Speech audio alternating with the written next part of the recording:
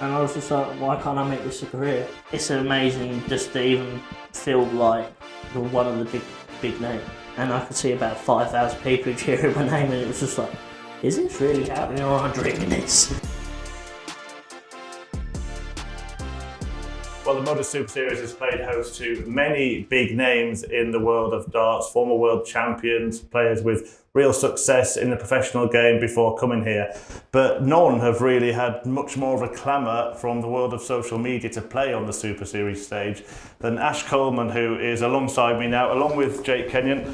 Hello, Ash. Jake from our social media team. Ash, we will start with you. Just first of all, sum up what it was like when you got the invite from MODUS Super Series. Oh, it was crazy because I was just like walking home from work and I was just like, nah, this ain't real. Let me read this again. Yes, I have actually been invited to the MODUS. I've been looking forward to actually having a go at it because it's a cool event. There's some cool players here. They're amazing names. And I just was like, it'd be cool to experience it once. So yeah, it's really cool. Can't wait to have a game. And as I just said, Jake, you're the head of social media here at the Super Series. How much sort of buzz and interest was there around Ash playing, and kind of how many people were asking him to play before that announcement was made? Yeah, I think between Ash and Bo Greaves, they were definitely the two players who've been asked for the most, and now we have actually announced that both of them will be playing in Series 7. So it just shows that when people have interest, it does get actually acted upon. And obviously, Ashley, our actual announcement of you use people's tweets and stuff like that. I just want to know, how does it make you feel when you know that you are probably the most requested person, especially when, you know, people who play like Fallon Sherrock, John Henderson, massive names. How does that make you feel to be up there? No, it's a shock, but it's also an honour because it means that my streams I did on YouTube and stuff like that wasn't just for the fun of it. It was actually taken noted. Players actually know who I am. I've actually got to experience some of the big names myself. So yeah, it's just awesome. It just means I'm another one to the Roll of Honour, actually. Come on to the social media side in a moment, but can we just go back to the beginning where you started playing darts? What was it that attracted you to this sport, and when did you know that you were pretty good? I was attracted to it at a young age. My dad played county, my mum played county, family all played county darts. So at a young age I got interested into it. I started attempting to throw darts at about 2 years old. My first competitive game was about 6 or 7 in pub leagues, and I've been hooked ever since. It's a hard one to knock, but I realised I was quite good when I got into my early teens and stuff, when I started beating players, the best players in Cambridgeshire, like Dennis Harbour, who's one of the best players of Cambridgeshire's history. I managed to beat him at a young age, beat some of the known Suffolk players as well, and other players, and then got into county and stuff like that. And I was just like, why can't I make this a career? Why can't I push it? And then I just put more effort, more dedication into it, and now I'm the player I am today. And there's not many more dedicated players to this sport, are there? How much of your life does darts take up? 99.9% of it. The only time I don't do darts is when I'm at work. And then as soon as I leave work, I'm getting either taken by my friends to events, or I'm driving myself a couple hours, maybe 3 hours, just to play darts. So it's awesome. And everyone can play it. It's an ageless sport. That's what I love about it. There's, well, the hype is at the minute Luke Littler, but it proves something. Luke Littler's winning stuff.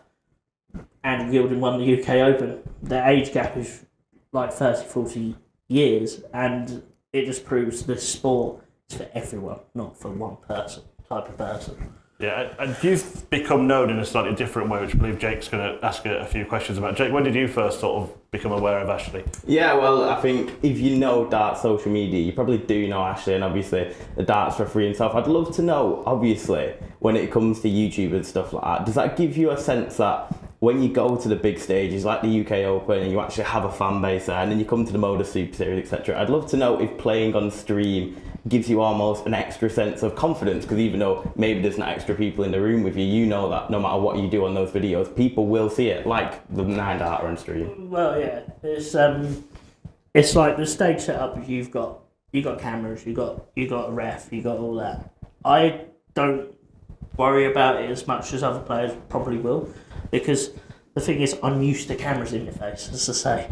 It's already there, so I'm used to it. So coming to this is normal. Coming to the UK Open, there was a camera there and a ref there, and I'm just sort of tuned into stage play, as to say, or in front of a camera play more. So because of the county background, I've played stages and stuff.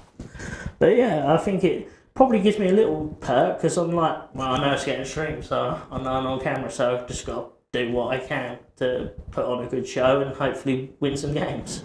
Yeah, and obviously you have your own fan base called the Pod Squad. How much does that give you excitement and confidence that they're watching today? Oh, it's crazy. I didn't think it was as big until I went to the UK Open, and then I'm looking, because I was in the back room of the tournament, and I walked it down the like corridor to the boards, and I could see about 5,000 people cheering my name, and it was just like, is this really happening, or am I dreaming this? But it's awesome, because it means that everyone's took note, people have recognised me. So even some of the pro players like Rob Cross and some of them that I managed to meet because of the UK Open actually knew who I was before I knew them. It was kind of strange, but it was awesome. But it's an awesome game, that's why I love it. You touched on it a little bit there. This year has kind of been a bit of a breakthrough year. First of all, let's talk about Q School. You got through at the second stage, came pretty close. What was that experience like for you? Oh, that was amazing. The first day I was always going to struggle. In my head I thought, because of the travel and all that, I thought the first day I'll struggle a little bit, and then we'll see what we can do the second day. And I managed to have the amazing second day for stage one that got me through.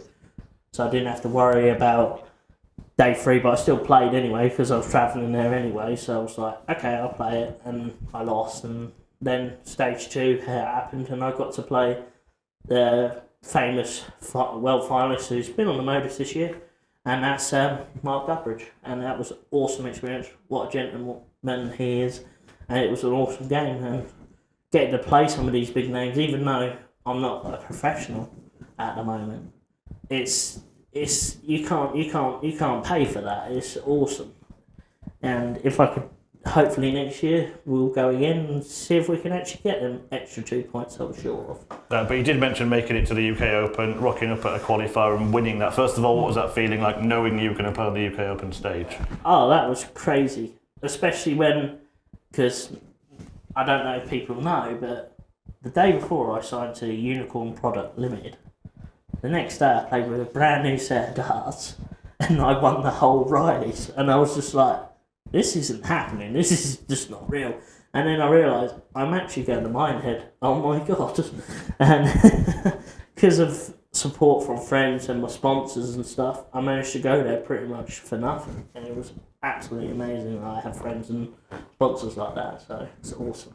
Yeah. Does it feel like something is starting to happen for you this year? Yeah, it was like when I got to stage 2 of Q School, I said that was my goal for it, and I actually did it. Then Unicorn took me on. Then I won a Rileys. I've never got past, I think I've got to the quarters once before, but actually just blasting through it. And then now I'm playing on the MODUS Super Series, so I'm pretty much done everything but play on the professional circuit. So I'm getting there, so I'm happy. Certainly, yeah. And Jake, there's been a bit of excitement, hasn't there, from a lot of people for Ash's debut at the Super Series? Yeah, I think obviously we stream on YouTube. I'm pretty sure the next 2 days and potentially even the Saturday are going to be some of our most watched streams. People are just so excited. I'd love to know, do you look at social media as almost another element of your career? So I assume your main focus is obviously darts, but is there a bonus of social media? Will you look to pursue that as you pursue, like you said, the darts career? Well, at first I didn't. And then when I heard about the hype of the UK Open, then I sort of took more note of it.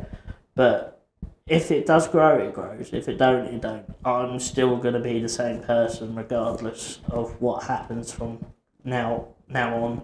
And if people want to message me or whatever, go for it. I'm happy to talk to people and stuff, but it's amazing just to even feel like you're one of the big names. So it's just cool. Can't ask for better, really. Well, look, while you're here at the MODUS Super Series, Jake, you can take care of the social media. Ash, you can take care of the darts. And good luck Well, here in everything you do. Yeah, well, attempt to anyways. Thank you very Cheers, much. mate.